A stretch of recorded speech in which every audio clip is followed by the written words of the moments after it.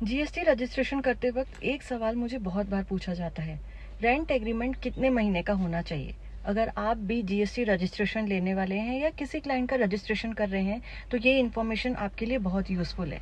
सबसे पहले एक इम्पॉर्टेंट बात समझ लीजिए, जीएसटी लॉ में ऐसा कोई स्पेसिफिक कंडीशन नहीं दी गई है कि रेंट एग्रीमेंट 11 महीने का ही होना चाहिए या 1 साल का ही होना चाहिए।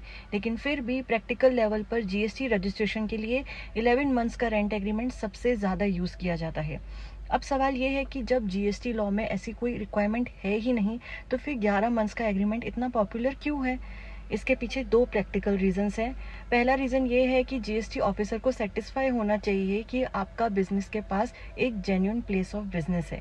अगर आप सिर्फ 1 या 2 महीने का रेंट एग्रीमेंट देते हैं तो जीएसटी ऑफिसर को लोकेशन की कंटिन्यूटी और जेन्युइननेस पर डाउट हो सकता है।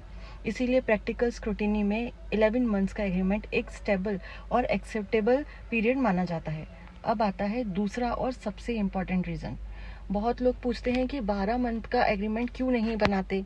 देखिए, 12 मंथ या उससे ज़्यादा का रेंट एग्रीमेंट बनाना बिल्कुल अलाउड है, लेकिन रजिस्ट्रेशन एक्ट के सेक्शन 17 के अकॉर्डिंग अगर लीज या रेंट एग्रीमेंट 12 मंथ या उससे ज़्यादा पीरियड का है तो उसका रजिस्ट्रेशन रजिस्ट्रार के ऑफिस में करवाना कंपलसरी हो जाता है और इस रजिस्ट्रेशन के लिए स्टैम्प ड्यूटी और रजिस्ट्रेशन फीस भी देनी पड़ सकती है, जो हर स्टेट में अलग अलग हो सकती है। यानी एडिशनल कंप्लायंस, रजिस्ट्रेशन प्रोसेस और एक्स्ट्रा कॉस्ट भी आ सकती है।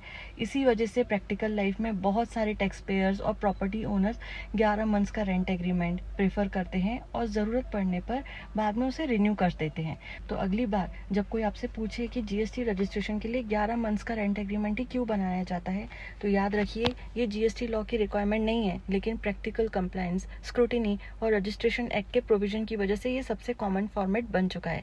ऐसे ही जीएसटी की प्रैक्टिकल जानकारी के लिए जीएसटी ज्ञान को फॉलो करना मत भूलिए। Thank you.